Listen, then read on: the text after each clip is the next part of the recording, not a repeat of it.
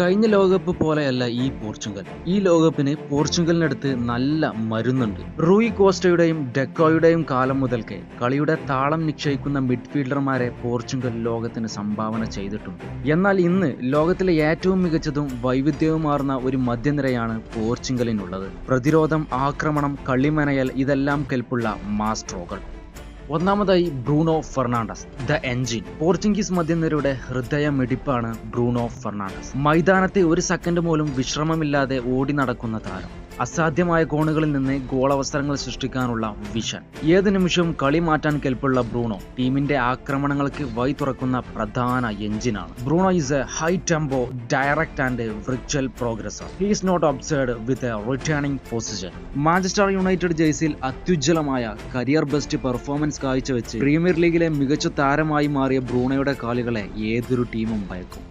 രണ്ടാമത്തെ താരമാണ് Bernardo Silva, the architect. പന്ത് കാലിൽ കിട്ടിയാൽ ബെർണാഡോ സിൽവ ഒരു ചിത്രകാരനെ പോലെയാണ്. എത്ര കടുത്ത പ്രഷറിലും പന്ത് കൈവിട്ടു പോകാതെ സൂക്ഷിക്കാനും ചെറിയ സ്പേസിലൂടെ സാധാരണങ്ങൾക്ക് പാസ് നൽകാനും ബെർണാഡോയ്ക്ക് പ്രത്യേക കഴിവുണ്ട്. പെപ് ഗാർഡിയോളയുടെ കീഴിൽ ലോകത്തെ ഏറ്റവും മികച്ച ടാക്ടിക്കൽ മിഡ്ഫീൽഡറായി മാറിയ അദ്ദേഹം പോർച്ചുഗീസ് നിരയിൽ പന്തിന്റെ നിയന്ത്രണം പൂർണ്ണമായും കയ്യേറും.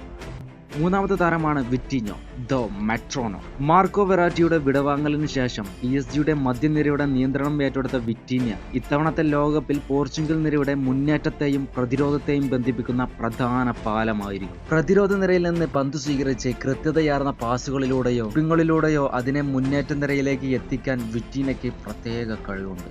എതിരാളികൾ എത്ര കടുത്ത പ്രസിംഗ് നടത്തിയാലും പരിഭ്രമിക്കാതെ പന്ത് കൈവശം വെക്കാനും സ്പേസ് കണ്ടെത്താനും ഇദ്ദേഹത്തിന് സാധിക്കും. കഴിഞ്ഞ രണ്ട് ബാക്ക് ടു ബാക്ക് UCL എടുത്തതും ഇതുപോലെയുള്ള താരങ്ങളിലൂടെയാണ് PSG എടുത്തത്.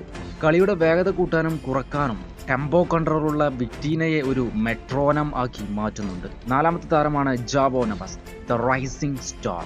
ബെൻഫിക്കയുടെ അക്കാദമിയിൽ നിന്ന് വളർന്ന് PSG ഇന്ന് യൂറോപ്യൻ ഫുട്ബോളിലെ ഏറ്റവും മൂല്യമുള്ള യുവതാരങ്ങളിൽ ഒരാളായി മാറിയ യുവതാരം. ഡിഫൻസീവ് മിഡ്ഫീൽഡറായും സെൻട്രൽ മിഡ്ഫീൽഡറായും ഒരുപോലെ തിളങ്ങുന്നവൻ. പ്രായത്തിൽ കവിഞ്ഞ പക്വതയാണ് ഈ 21-കാരന്.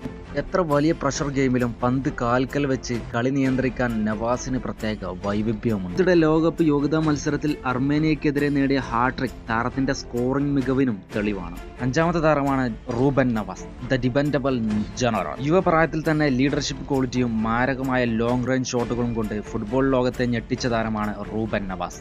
നിലവിൽ സൗദി ക്ലബിന്റെ അൽ ഹിലാലിന്റെ താരമാണ്. ബോക്സിന് പുറത്തുനിന്ന് മാരകമായ പവർഫുൾ ഷോട്ടുകളിലൂടെ അവിശ്വസനീയ ഗോളുകൾ നേടുന്നതിൽ നവാസ് പ്രശസ്തനാണ്. മൈതാനത്തിന്റെ ഒരു വശത്തു നിന്ന് മറുവശത്തുള്ള വിംഗർമാർക്ക് കൃത്യമായി പന്ത് എത്തിക്കുന്ന പിൻ പോയിന്റ് ലോങ് പാസുകൾ അയാളുടെ മാസ്റ്റർ പീസാണ്. ഡിഫൻസിന് തൊട്ട് മുന്നിൽ നിന്ന് കളി വായിക്കാനും എതിരാളികളുടെ കൗണ്ടർ അറ്റാക്കുകൾ തടയാനും മിടുക്ക്. ടാക്ടിക്കൽ ഫുട്ബോളിലെ ഏറ്റവും വലിയ ആയുധശാലയാണ് ഈ 5 പേർ ചേരുന്ന പോർച്ചുഗീസ് മധ്യനിര. ഒരാൾ എതിരാളികൾ നെയ്തു വരുന്ന മുന്നേറ്റങ്ങളെ നശിപ്പിക്കുമ്പോൾ മറ്റൊരാൾ കളിമനയും, വേറൊരാൾ അതിന് വേഗത നൽകുമ്പോൾ മറ്റുള്ളവർ ഗോളിലേക്ക് വഴി തുറക്കുന്നു. ഈ തന്ത്രപരമായ വൈവിധ്യമാണ് പോർച്ചുഗലിനെ ലോക ഫുട്ബോളിലെ ഏറ്റവും അപകടകാരികളായി ടീമാക്കി മാറ്റുന്നത്. എന്തായാലും കാത്തിരിക്കാം റൊണാൾഡോയ്ക്ക് ഇവർ ലോകകപ്പ് നേടിക്കൊടുക്കുമോ ഇല്ലയോ എന്നത്. നിങ്ങളുടെ ഇഷ്ട ടീം ആരാണ്, ഏതാണ്? കമന്റ് ബോക്സിൽ കമന്റ് ചെയ്യും.